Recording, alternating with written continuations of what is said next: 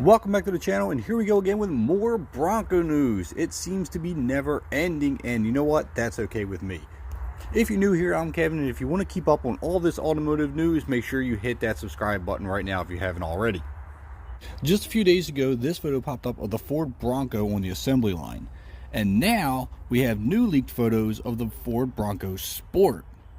Thanks to BroncoSportForum.com, these photos of what seems to be a finished product of the Bronco Sport have popped up. Now, this Bronco Sport, as you probably already know, is based on the Escape platform. This particular one is in the brand new Area 51 color.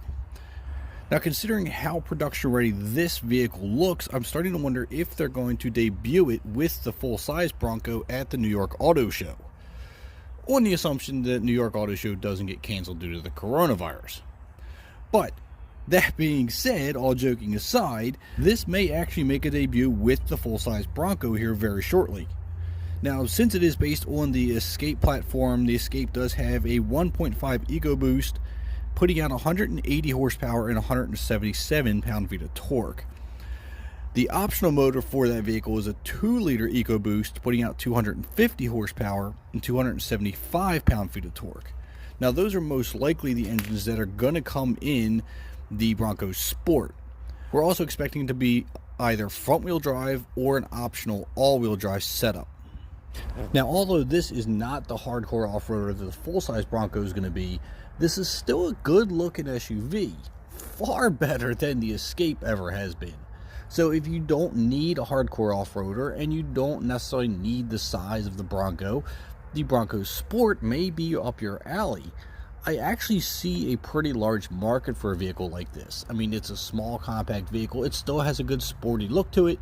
I mean, let's just look at the Jeep Renegade. It's not a hardcore off-roader, but it's got, it's okay looking. It's kind of sporty, and it sells rather well. I see a lot of them on the street.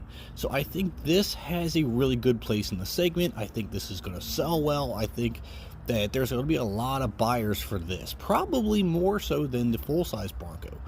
But then again, these are going to be the people that don't need something to hardcore off-road. Maybe they just want something for snowy weather, and maybe you're toting a couple kids to soccer games. Now, keeping that in mind, it looks far better than a Jeep Renegade, or say a GMC Terrain, or Hyundai Santa Fe.